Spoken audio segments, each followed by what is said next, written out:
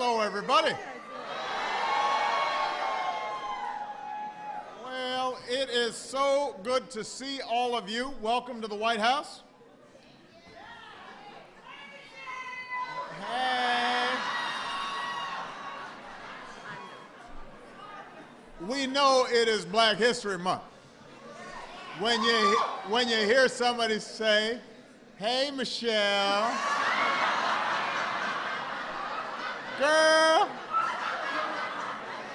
you look so good." He's all right. You look good too, baby. All right. I want to thank everybody who's here this evening, this afternoon. I want to give a special thanks to the members of Congress and the Congressional Black Caucus who are here tonight. Give them a big round of applause. You know, for the past 7 years, and now come on, y'all. I'm only going to be a second. It's exciting. Except for that little guy. He's hungry. For the past 7 years, and in some cases before that, the people in this room have been incredible supporters of me and Michelle. And we could not be more grateful for everything that you've done for us, everything you've done for the country. And so I just want to start off by saying thank you. Yes. Now, we gather to celebrate Black History Month, and from our earliest days, Black history has been American history.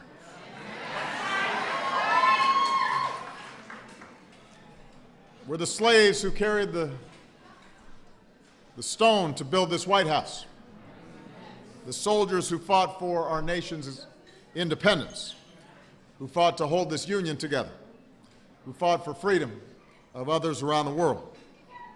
We're the scientists and inventors who helped unleash American innovation.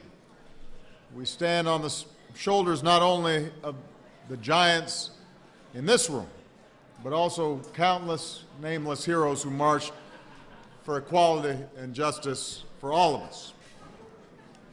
And down through the decades, African American culture has profoundly shaped American culture and music and art, literature, and sports. I want to give a special acknowledgement to my lovely wife.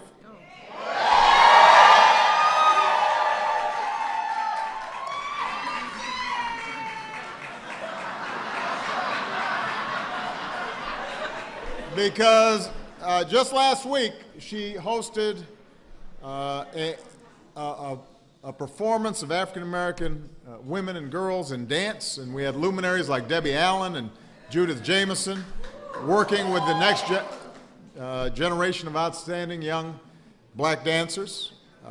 It was apparently an incredible event. I was not invited. My dance moves did not make the cut. So we are so proud to honor this rich heritage, but Black History Month shouldn't be treated as though it is somehow separate from our collective American history, or somehow just boiled down to a compilation of greatest hits from the March on Washington or from some of our sports heroes. Now, there are well-meaning attempts to do that all around us, from classrooms to corporate ad campaigns, but we know that this should be more than just a commemoration of particular events. It's about the lived, shared experience of all African Americans, high and low, famous and obscure, and how those experiences have shaped and challenged and ultimately strengthened America. It's about taking an unvarnished look at the past so we can create a better future. It's a reminder of where we as a country have been so that we know where we need to go. That's why earlier today we hosted an intergenerational roundtable of civil rights leaders to talk about today's efforts to reform our criminal justice system So we had icons of the civil rights movement that helped get me here, folks like Reverend C.T. Vivian and John Lewis. But they were with up-and-coming change makers like Stephen Green of the NAACP Youth and College Division, or Brittany Pagnant of Campaign Zero, who has done outstanding work as a member of our 21st Century Police Task Force. And to hear the incredible contributions these young people were making, and to see how their courage and tenacity was connected to those who had lived through Bloody Sunday, it made you optimistic about a future. It was powerful to see the fathers and the mothers of the movement in this constant interaction, understanding that each successive generation has to take the baton and move us forward. And what's so inspiring about these young people and their generation is that they don't see Black history as a relic. It's not something to study in a book. They don't see themselves as distant from that history. They are participants making history. It's alive. It's something that we have the power and the responsibility to shape and to wield. You know, the civil rights movement grew out of church basements and word of mouth, and drew strength from freedom songs and the power of young people's examples. And thanks to technology and social media, today's leaders are building a new inclusive movement that's mobilizing people of all backgrounds to stand up for change. From equal opportunity in education to a smarter criminal justice system, one that's more effective in keeping us safe, but also make sure that everybody's treated fairly under the law. So I want to give a special shout out to young people here today. To tell them we want them to continue doing what they're doing. And that's the thing about our democracy. It takes all of us. It's important that we have responsive elected officials. Supreme Court appointments are important.